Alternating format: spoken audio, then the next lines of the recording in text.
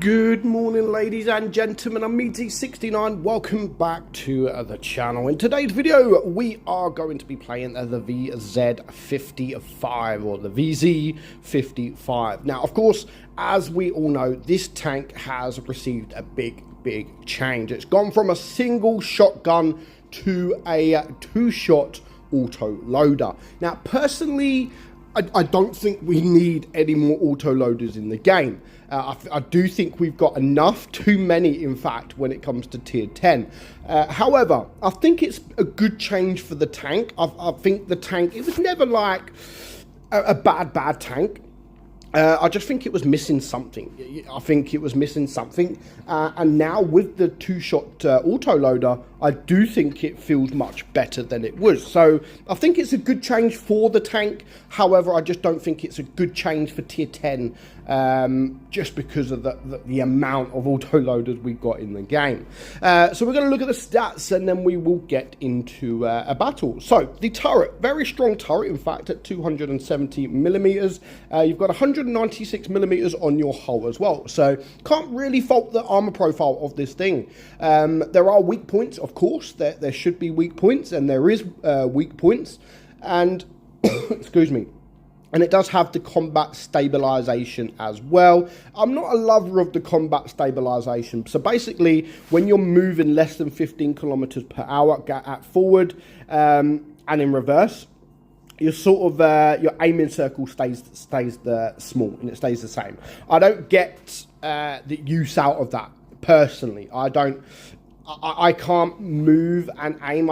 Yes, it will benefit sometimes where you're aiming, you're reversing, and you shoot and then you're out of the way. But 15 kilometers an hour, especially going forward, you don't get much use out of that combat stabilization. But that's just my opinion. There are going to be people that do like that, but personally I don't really use it, and I don't see much effect of that. So your DPM 2660, which for an autoloader I don't think is too bad. That is a 16.75 second on your magazine. Your shell reload time is 4 seconds. So you've got 2 shells, you shoot one, and then you've got a 4-second reload for the next one. And then you've got a 16.75 seconds for the magazine reload, which I don't think is too bad. I don't think that's too bad at all. Your penetration is 274 on your AP, 346 on your APCR, and 73 on the HE. Your damage is 460 on your AP, 400 on your APCR, and 610 on your HE. So if you can get those HEs out, especially with the double shot or the auto loader, then it's definitely worth trying to get that HE out. Aim time at 3.5, I don't think is too bad. It's not the best. The same as the gun dispersion at 0.344. Not the best, kind of average for this kind of tank.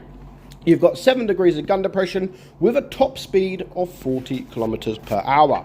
So yeah, that's not too bad. The stat wise on this thing, honestly, I don't think the stats are too bad at all. It's got good armor profile, as long as you sort of you wiggle a little bit, or if you are in a hold down position, you do have a very strong turret. You don't have the best the gun depression. I mean, 7 degrees, it's not the best, but it still works. 7 degrees is still plenty, if you ask me. And overall, like I said, there was nothing really too wrong with the tank. I just think there was just no. There was better tier 10 tanks when it comes to heavies. And although I don't like the amount of autoloaders there are, I still like an autoloader. I still like the autoloaders, but every autoloader, in fact, in tier 10, I actually do like. It's just that there's just too many. There's just a little bit too many autoloaders in tier 10. That's it. That's all I have to say. But I genuinely do like the change for the tank. It just gives it something different. There's not too many tanks, when it comes to heavies at least, like this, that has the autoloader.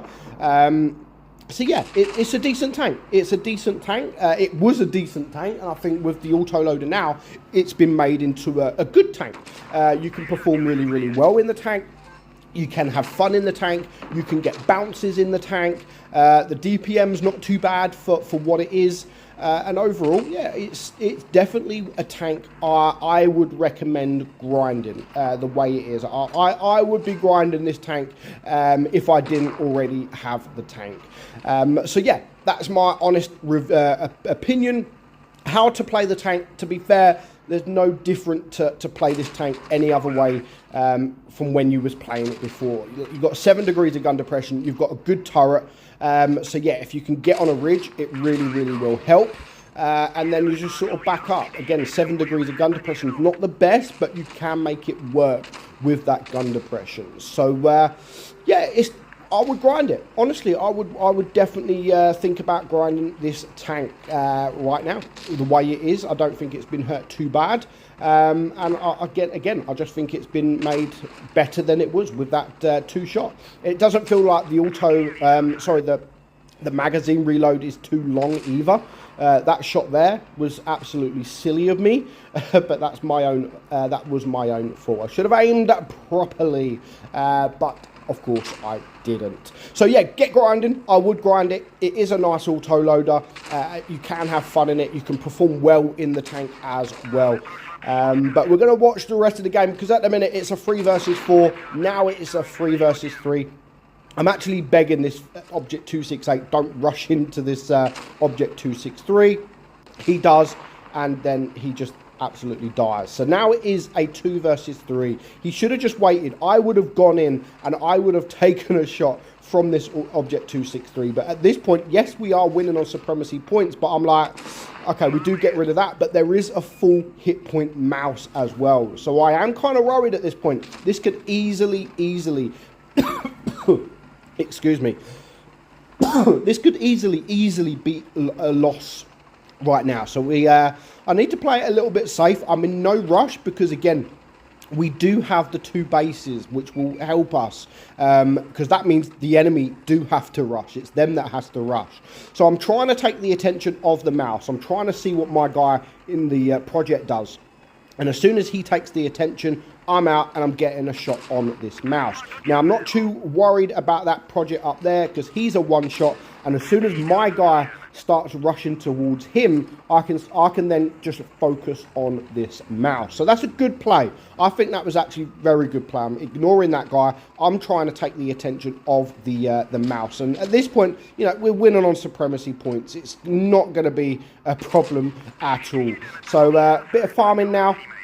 And we're on 4k damage. I can get 1 more shot in. Maybe our project. I don't know why he's hiding. I think he might be on a reload. But he's not a 1-shot. But at this point, I'm like, I've got the hit points. I'm now just about to reload my magazine. I don't mind taking a shot or 2. But in the end, we didn't need it. 4 kills.